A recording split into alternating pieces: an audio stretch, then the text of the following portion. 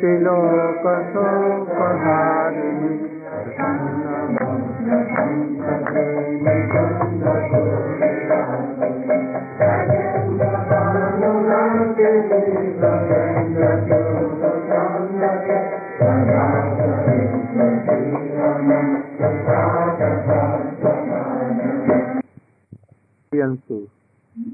Mahamantra in Australian too.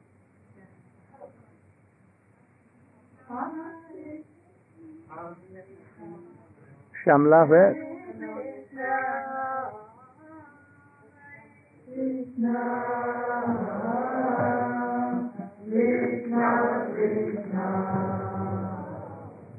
More loudly.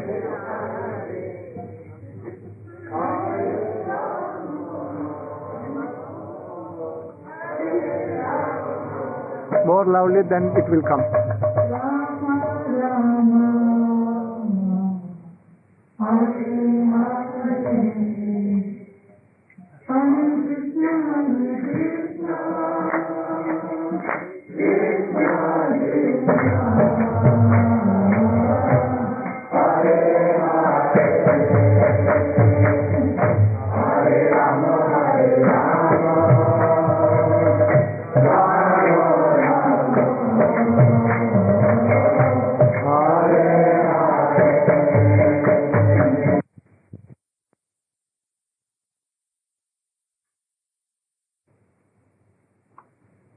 अज्ञानतिमिरान्धस्य ज्ञानञ्जनशलाकया चक्षुरुन्मिलितं येन तस्मै श्रीगुरवे नमः। वाञ्छाकल्पतरुभ्यश्च कृपासिन्धुभ्यैव च पतितानं पावनेभ्यो वैष्णवेभ्यो नमो महावदन्याय कृष्ण प्रेम प्रदायते कृष्णाय कृष्ण चैतन्य नाम्ने गौरतिसे गुरवे गौरचन्द्राय राधिकायै तदालयै कृष्णाय कृष्ण भक्ताय तदभक्ताय नमो। श्री चैतन्य मनोभीष्टं स्थापितं येन भूतले स्वयं रूपः कदा मह्यं ददाति तवैवास्मि न जीवामि त्वया विना इति विज्ञाय राधे तं न मां चरणन्ति ते।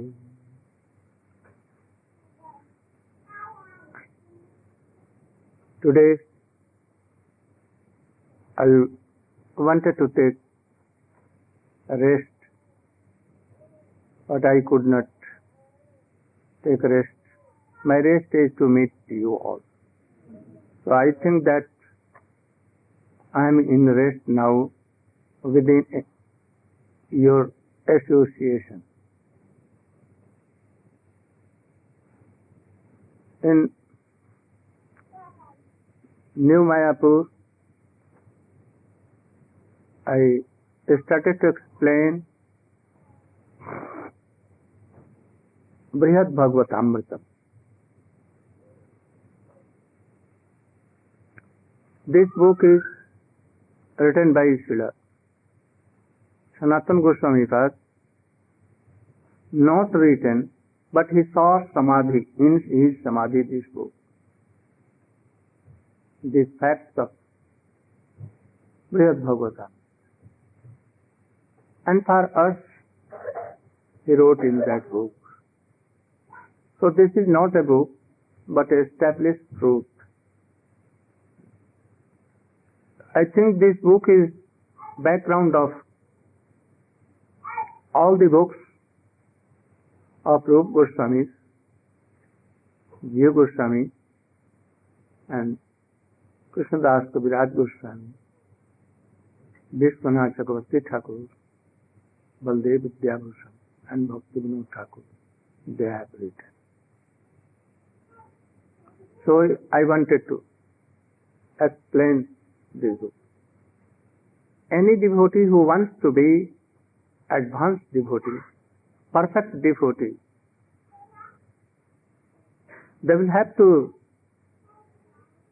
go through this book and to adopt all the truths and explanations of bhakti he has given.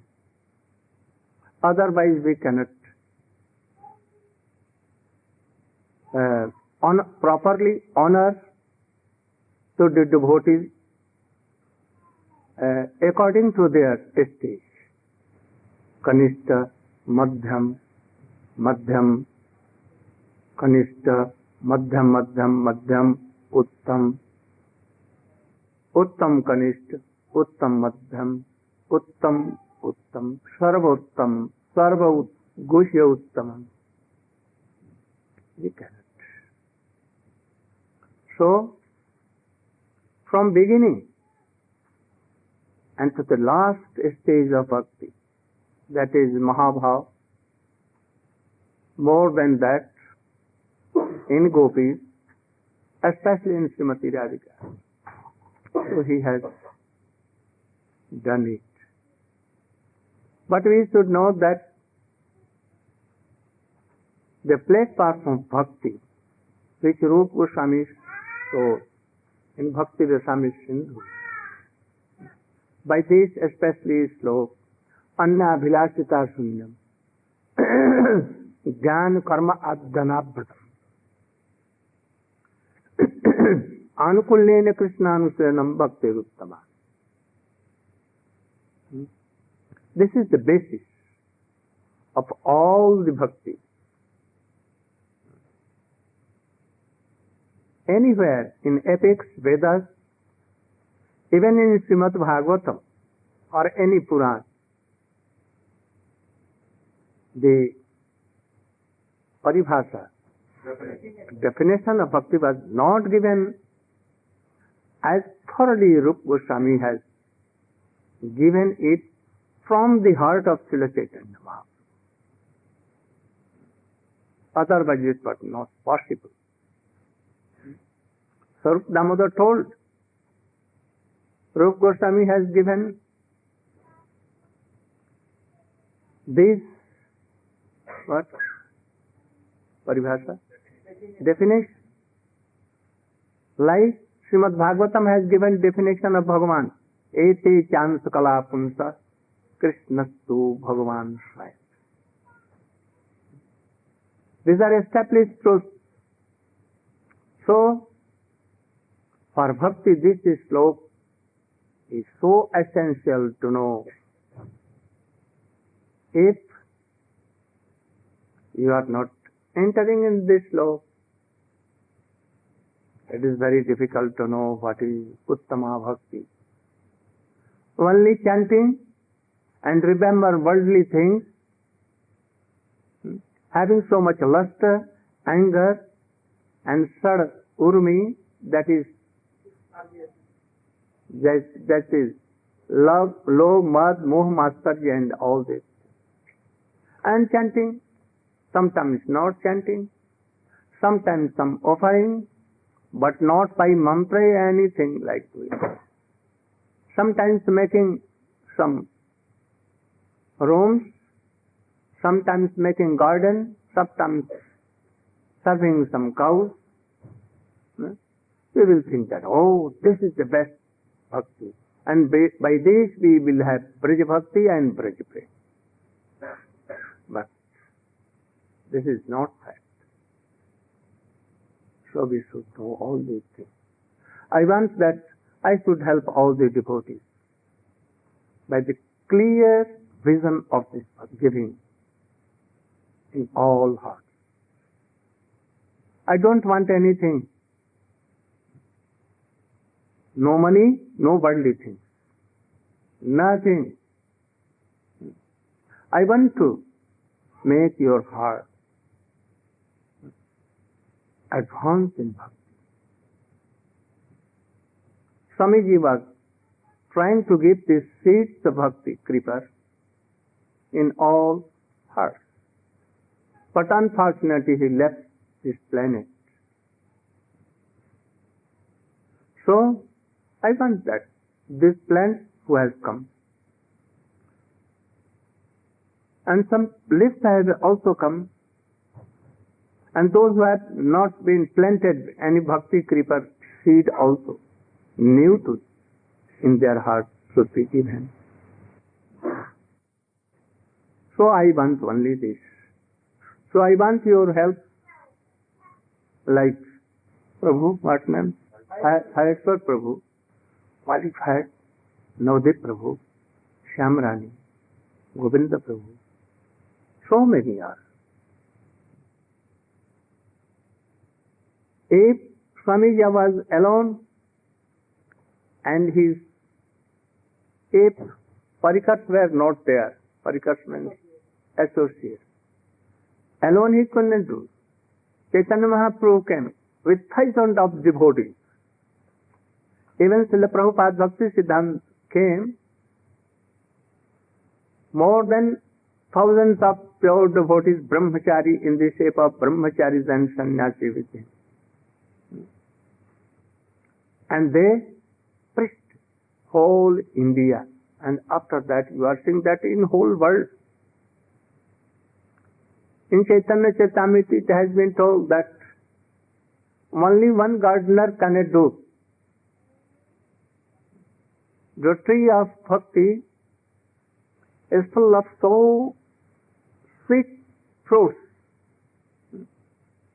Alone, the gardener, how he can take all and distribute in the whole world? So, lakhs and lakhs distributors is there. That is, Nityananda Prabhu is wholesale leader of that fruit. Sarup Damodar, Rai Ramananda, and all are some little but also very strong and बड़े बड़े dealer हैं, renounced dealers. In their guidance, Rup Sanatan, Chau Goswami and Six Goswamis and all. In their guidance, lakhs and lakhs.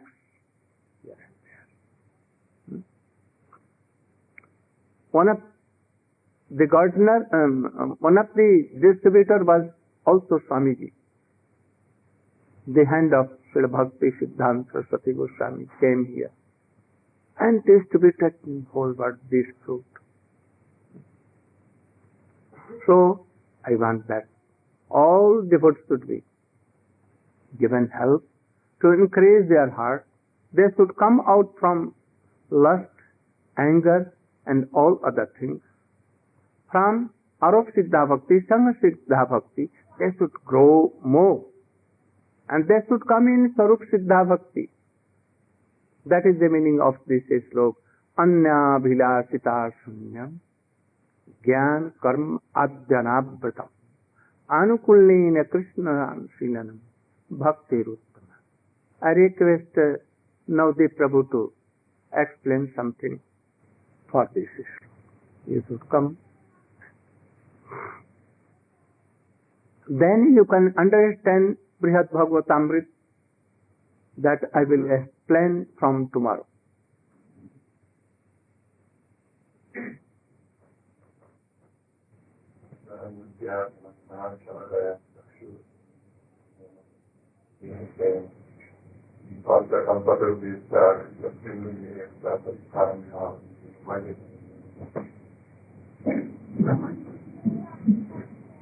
To hear very carefully.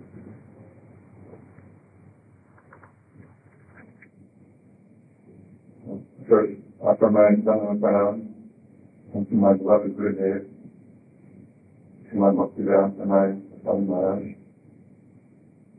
and to all the Uttama Vaishnavas.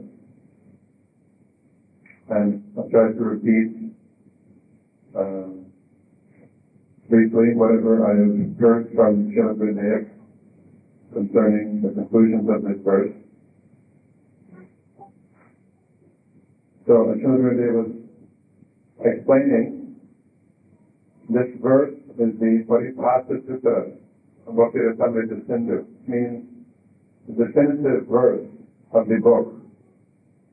And the rest of Bhakti Rasamrita Sindhu is simply to explain this verse or elaborate on this verse. So this is giving the essence from which we can expand the understanding of Uttama Bhakti into understanding what is Bhakti Ras, which is the very subject matter of the book. So each and every word of this shloka has very deep meaning, very significant. And Srila Gurudev has given an elaborate description of this in his book, Bhakti Rasamrita Sindhu. I think that many of you may have read this by now. So we'll try to summarize a few of these points. So, Krishna Anushilanam.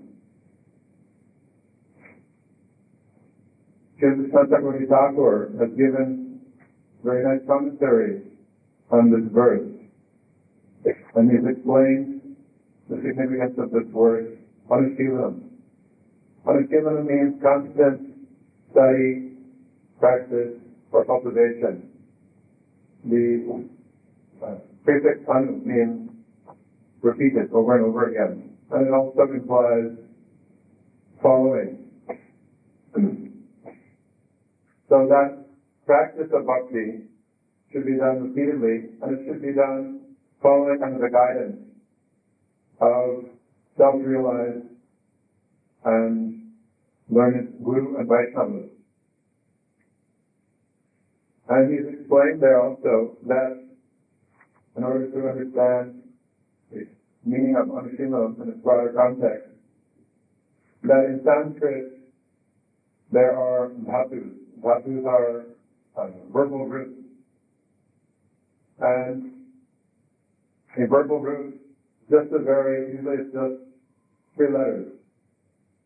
Sometimes longer, but oftentimes just 2 or 3 letters.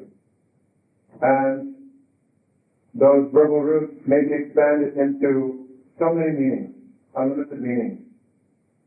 But what meaning is indicated exactly will be understood when the dhatu is conjugated, or when the verbal root is conjugated. Then the meanings that are contained within the verbal root will become manifest. So he explains that within the verbal root there are 2 things. There is chesta, which means action, and bhav, which means feeling or mood. So, in terms of bhakti, this indicates 2 things. First of all, there are endeavors. Anushilanam indicates cultivation of activity. So there are endeavors which come out of it, or which are described as bhakti. And these endeavors are performed by a medium of the senses. And one may question how it is that the senses can contact bhakti, or how the senses can contact the holy name. Because it is said, Ataha Sri Krishna Namadi, Amadat Dhyan Indriye, Sevan Mukhi Jivada, Swayam Evan Purasyada. That Krishna's transcendental name, form, qualities, and pastimes, not Bhavat Dhyan Indriye. They are not, we cannot grasp them with the material senses.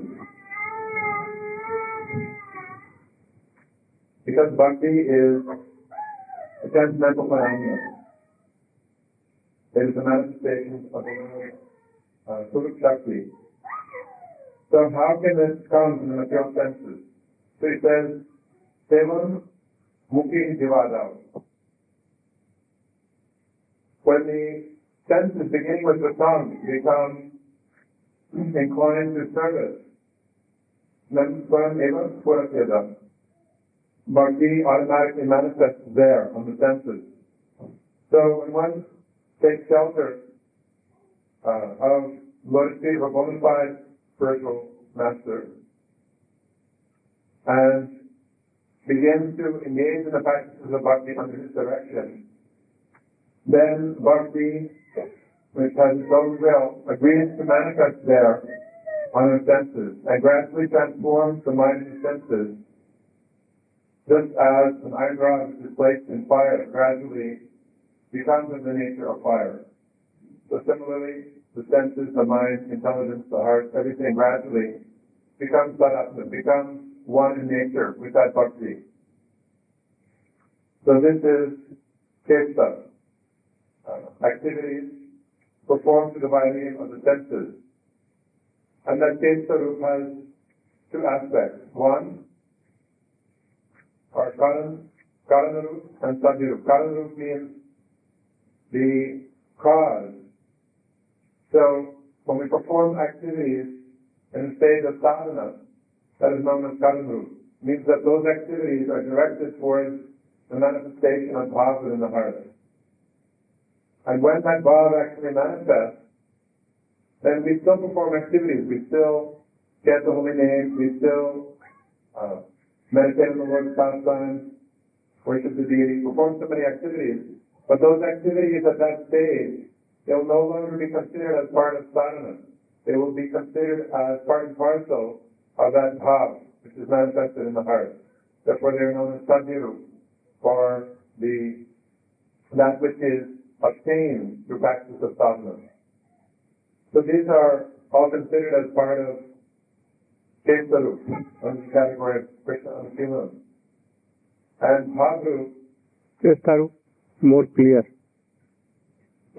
So Chesta Rup also has two aspects, known as Pravrityatmak and Nivrityatmak. Yes. The Pravrityatmak means positive activities, beginning with Rupa Dashraya. Rupa Gosvami has outlined 64 angas of bhakti in Bhakti-rasamrita. Chesta Rup means first you should explain that the endeavors done by body, mind and speech. No? This is Pravrityatmak. Nivrityatmak, not to do any offense by all three things. Pravrityatmak, Nivrityatmak. And then bhav. What is bhav? Bhav indicates rati, prem, sneh, man, pranay, rag, anurag, bhav, anubhav, and all these. They are after sadhana they will come. Wow. So Srila Gurudev is explaining that the Chesta Rup has two divisions, Pravrityatmak and Nivrityatmak. Activities performed with the body, mind, and words.